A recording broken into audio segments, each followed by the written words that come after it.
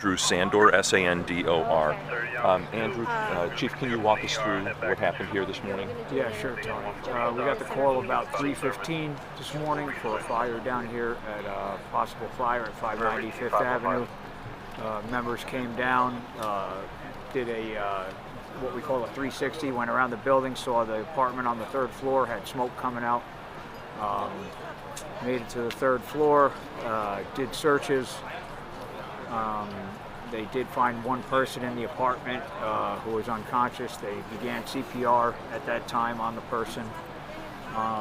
Brought that person down, met the ambulance right here by the front door, got him to the hospital, and unfortunately that person succumbed at the hospital, we're told. So, can you talk to us about the condition of the apartment? Was it cluttered? Was it... It's still under investigation right now. It was a typical apartment, I guess, so. And did it appear to be a one-bedroom or a studio or a smaller apartment? It was, I'm not sure how many bedrooms. There was some different things in there. We're still trying to sort all that out, what the capacity was. Okay. So if we call that north, which side of the building was it on? Okay, so let's see here. Actually, Tony, as we're looking at the building, north is to the left. Okay. So I would say it would be like kind of on the southwest side of the building. Okay. And again, it was contained to... to... I'm sorry, southeast side. Southeast side. Yep. It was contained to one unit? Yes, contained to one unit, but like I was telling Lisa before, this building is concrete and steel. Let me get this transmission here. I'm sorry, Chief, while you're doing that, the person who died was from the apartment, the fire apartment? So the person who died was in the apartment where the fire started?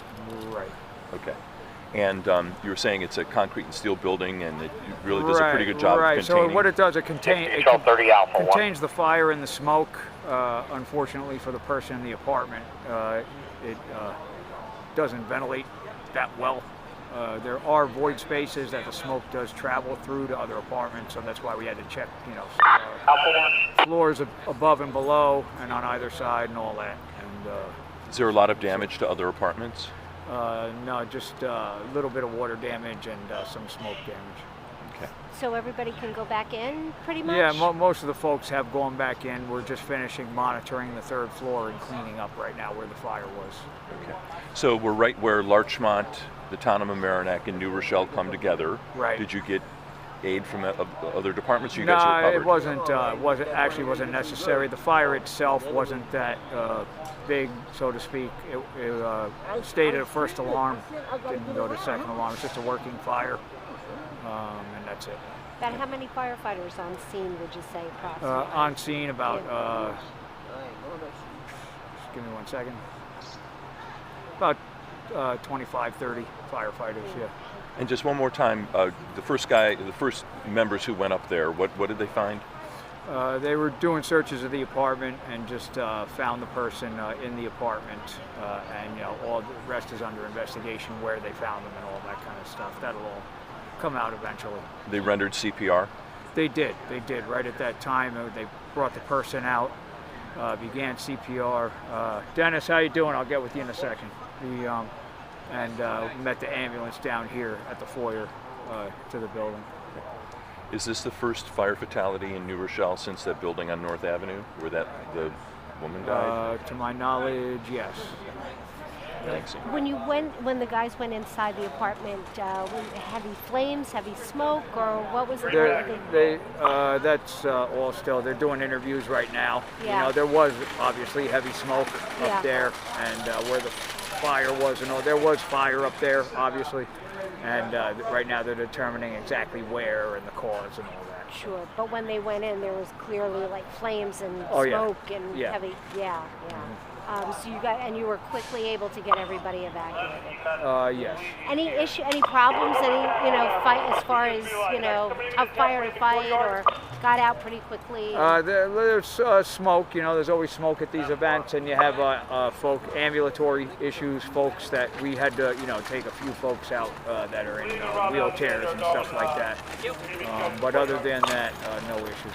And of course, when you're dealing with an apartment building, that's always makes it you know, a little, there's, you know, kind of ups the ante a bit. Oh, Yeah. absolutely, absolutely. Anytime you're, you know, obviously dealing with residential, with life, you know, people's homes, yeah, sure. Of course. Versus, you know, a commercial, you know, an office building in the middle of the night, nobody's there. What, no, but I mean, like, as opposed to a house for you guys, you know, it's a little Oh, more sure, yeah, labor-intensive sure. and- Just the amount of people. Yeah, obviously, you know, residential, one family, obviously, that's bad for the one family. Here you have several families. Yeah. All right, thank you so much, Chief. All right, Appreciate Lisa, it. I'm glad thank all you. the guys. We'll be here throughout the morning. So if are you you're gonna be around a while? I'll be around for a while, yeah. Okay, so I'm live every half hour. So if it's Okay. okay, maybe like at 6 o'clock, maybe we go live Sure. again if you're Okay, sure. you're okay with No it. problem. All right, Chief, thank you so thank you. I much. just Yeah. have one question. Yeah. In regards to the victim, is anything known if it's like an elderly victim or? No, we don't know yet. Okay. All right. Thank you. All right, thank you. Robin Yvonne, Okay, ROBIN. YVONNE. Okay. Get over here. So tell me waking up in the middle of the night. How scary. It was a little frightening, but sometimes the fire alarm does go off here. Sometimes when somebody's overcooking or something. But this time was a little different. And when I opened up the door, I saw the smoke. And there was a lot of people in the hallway and they were evacuating. And then I heard that somebody had already lost their life down below. And then I found out who it was. It was really sad. And then I came out. It's okay. So you know the person. I knew him, yeah. Yeah. He was a nice guy. Nice. He nice. was. Yeah. You live one floor up, so you're on the No, fourth I'm floor? I'm on top. So what floor is that? 5. I'm on 5. So that's the top floor, 5th floor. No, the top floor is 6, but I'm on the 5th. You're on the 5th floor. Okay. So what'd you do? Just kind of. I woke up my grandson and said, "Get a coat, get your shoes, and let's go." That's it. And Nothing's important. Your life's important. So they're letting you back in. Hey, so Brent. You Yes. get to go home, which is a good thing. Yes. Yeah. Is this your grandson? Can you what can you tell me about the man who passed?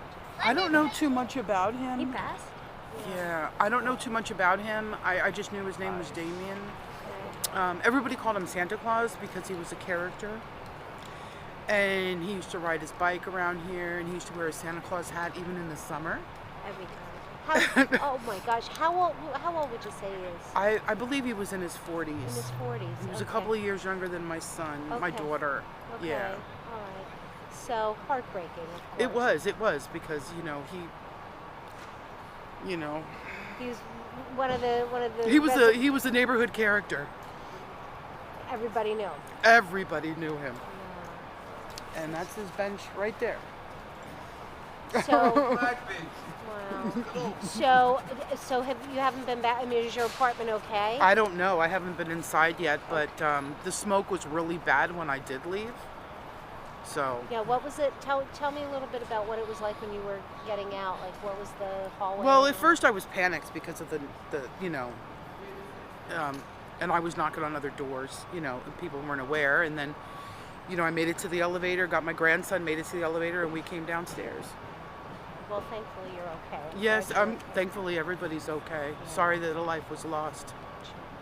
Thank you so much. You're Robin. welcome. I appreciate it. Go in and get warm. My kids loved you. Oh, thank you. I appreciate My that. kids loved her. Okay. Huh? I'm sorry, can I ask what's your name? Robin And Yvonne. what do you want to tell me? Can you Go spell ahead. that, please? YVONNE. Sure, go ahead. So I would like to have.